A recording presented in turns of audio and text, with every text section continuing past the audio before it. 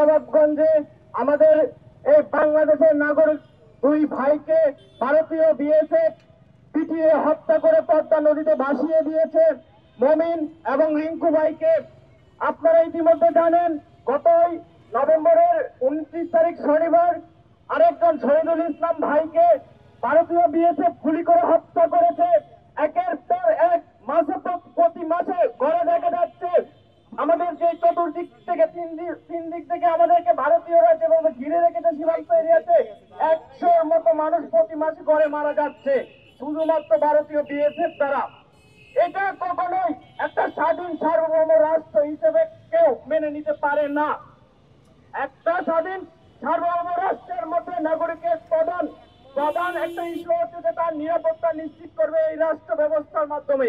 কিন্তু আমাদের রাষ্ট্র বারবার এই ভারতের গোলামি, ভারতের দাসত্বের দায়িত্ব করে আমাদের এই স্বাধীন রাষ্ট্রের মানুষদেরকে বারবার হুমকির মুখে ফেলে দিচ্ছে।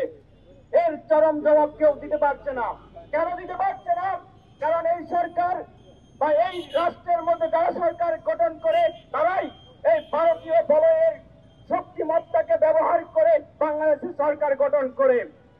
আগামী যে গত যে 17 বছর গিয়েছে আপনারা দেখেছেন আওয়ামী লীগ এই ভারতের দাসত্ব কায়েম করে এদেশে কিভাবে একটা বলয় সৃষ্টি করেছিল, কিভাবে নির্বিচারে মানুষকে খুন করেছিল, কেউ কখনো প্রশ্ন করতে পারে নাই।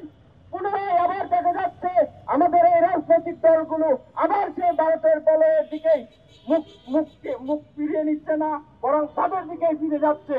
তাদের কাছে দাসত্বের কাছে পায়ের কাছে নতজানু হচ্ছে। আমরা স্পষ্ট ভাষায় বলে দিতে চাই, আপনারা যদি রাজনীতি করেন, এই দেশের রাজনীতি করেন, কোন দেশের দাদাগিরি, কোন দেশের গোলামি এই বাংলাদেশে হবে না। এই হত্যা, এই নির্যাতন এটা কিন্তু নতুন নয়।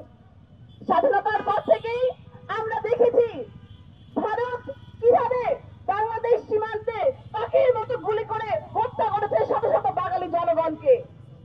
ফেলানি কিংবা সন্না প্রত্যেকেরই উদাহরণ আপনারা জানেন কিভাবে ফেলানিকে হত্যা করে কলতালে ঝুলিয়ে রেখেছিল ভারতীয় মানুষজন।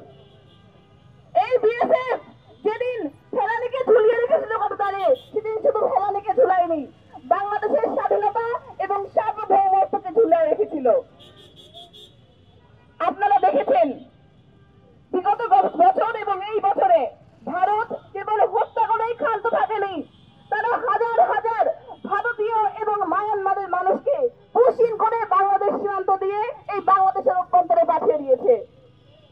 চাঁপাইনবাবগঞ্জ সীমান্তে, আমি যেহেতু চাঁপাইনবাবগঞ্জের মেয়ে, আমি দেখেছি কিভাবে আমার জেলার নিরীহ মানুষজনকে মেরে ফেলে লাশ পানিতে ভাসিয়ে দেয়। জনগণ হয়রানির ভয়ে হয়তো পুলিশের কাছে মুখ খুলে না, কিন্তু আমরা তাই সাক্ষী। আমরা দেখি তারা কিভাবে পাখির মতো গুলি করে মানুষকে হত্যা করে। আপনারা তো দেখলেন কালকে জনগণ 2টা মানুষকে হত্যা করা হলো, জলযন্ত্র 2টা মানুষকে পিটিয়ে রক্তাক্ত করে হত্যা করে নদীর পানিতে ভাসিয়ে দেওয়া হলো। কোন রাজনৈতিক নেতাদের কাছ থেকে তীব্র কোনো প্রতিবাদ দেখেছেন আপনারা? কেন এত ভারত প্রীতি, কেন দাদা প্রীতি, কেন এত ক্ষমতায় আসছে বিভিন্ন দাদারা? তাই দাদারা খেতে যাবে তাই? আপনাদের রাজনৈতিক দলের 2টা নেতাকে কিংবা কর্মীকে হত্যা করলে আপনারা তো ঠিকই রাস্তায় নামতেন। সাধারণ জনগণের রক্তের কি দাম নাই? এই জুলাই আন্দোলনে তারা কি রক্ত দেয়নি? তাহলে কেন আপনাদের প্রতিবাদ নাই কেন? এই যে হত্যাকাণ্ড, সীমান্তে যে হত্যা, পাখির মতো গুলি করে হত্যা, এর রাজনৈতিক এবং নৈতিক দায়ভার নরেন্দ্র মোদীকে নিতে হবে। মিস্টার নরেন্দ্র মোদী, আপনি এই দায়ভার কিছুতেই এড়াতে পারেন না। আপনি দাদাগিরি দেখাতে আসবেন না। ভারতের দাদাগিরি আমরা ছাত্র সমাজ মেনে নেব না। আপনি ভুলে যাবেন না সেই বিগত সরকার কিংবা আপনার বান্ধবী এদেশে আর ক্ষমতায় নাই। এই নতজান পররাষ্ট্রনীতি এদেশে আর চলবে না। আপনি এই বাস্তবতা মেনে নেন, আপনার সেই দাদাগিরি হলো এখন আর চলবে না।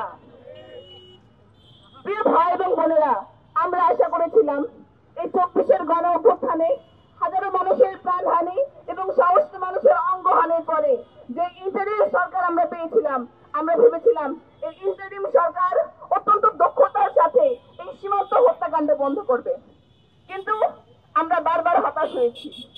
এই ইন্টারিম সরকার একটা মেরুদণ্ডহীন প্রশাসনের মতো তাদের ক্ষমতা দেখিয়েছে, তারা কিছুই করতে পারে নাই।